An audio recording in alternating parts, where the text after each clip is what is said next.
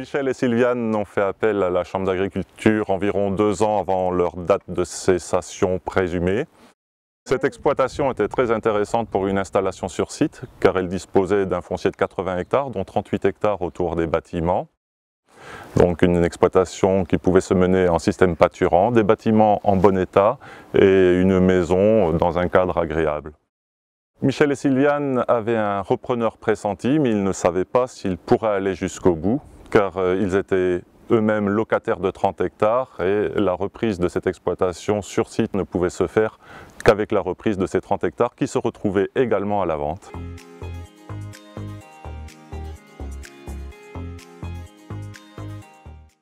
Plus on démarre tôt, plus on arrive à mûrir son projet. J'avais fait des réunions transmission déjà, qui étaient avec les repreneurs et les cédants. Je voyais un peu le cheminement qu'il fallait faire, la préparation qu'il fallait faire.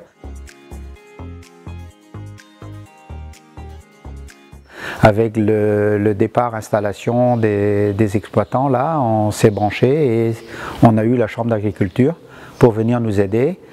Et on a complété en appelant la SAFER pour être en binôme pour la totalité, pour écrire tout ce qui était besoin, pour ne pas faire d'erreur et que ce soit le plus clair possible pour le repreneur. Sébastien est arrivé un jour, puisque c'était un ancien stagiaire, il venait nous voir régulièrement et de ce fait on a discuté qu'on était sur une hypothèse de cessation d'activité plus ou moins long terme.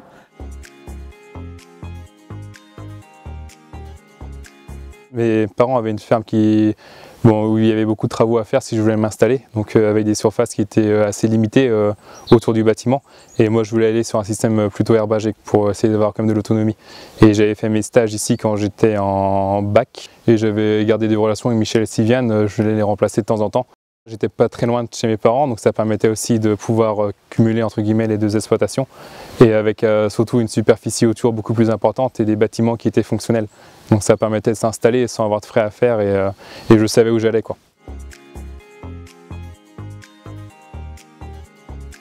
On a suivi plusieurs séances de formation faites par la Chambre, avec un regroupement interne de cette réunion qui était complet, puisqu'il y avait la MSA, il y avait aussi le financier et la Chambre sur tout ce qui était les protocoles de transmission et tout ça.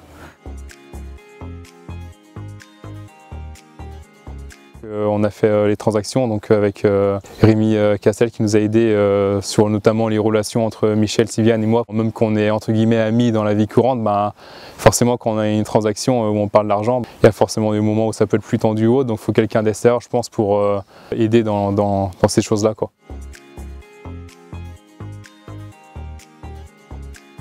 La transmission d'une exploitation agricole est une étape très importante parce qu'on l'a forgé presque 40 ans, 45 ans. Donc c'est notre bébé à nous. Et de le transmettre dans la continuité, c'est quand même que positif. Il faut se donner les moyens que ça fonctionne, il faut savoir faire des concessions, mais il ne faut pas non plus essayer de leurrer celui qui veut reprendre. Il faut que ce soit en toute conformité et en toute transparence.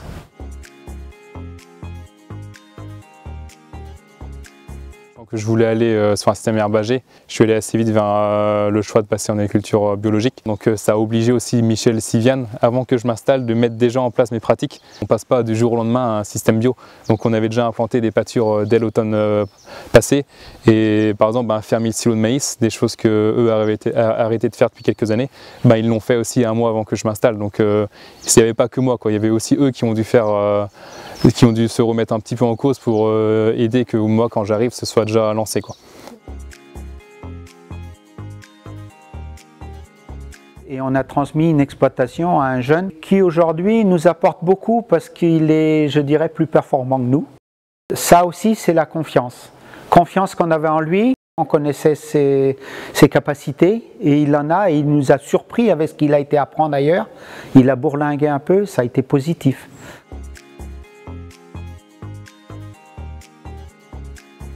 Ça fait que 3 ans et demi qu'on va dire que je suis installé, que 1 an et demi que l'exploitation en bio, donc les transitions sont faites, on va dire, mais il faut encore bien stabiliser l'exploitation, être sûr de certaines choses avant de faire d'autres choix. Oui, si j'ai un conseil à donner, les choix qui sont faits plusieurs années avant la vente, ils conditionnent si ça va bien se passer ou pas, quoi.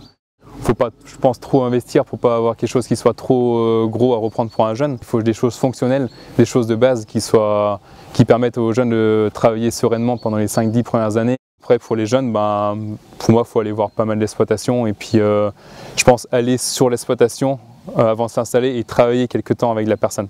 Je pense que ça permet de se rendre compte de pas mal de choses parce que quand on s'imagine une exploitation qu'on va visiter, et quand on doit travailler dedans après, ça peut être complètement différent. Donc il faut vraiment y aller et voir si on se sent bien, etc. Parce que bon, après c'est comme un projet de vie, donc faut pas se louper entre guillemets, quoi.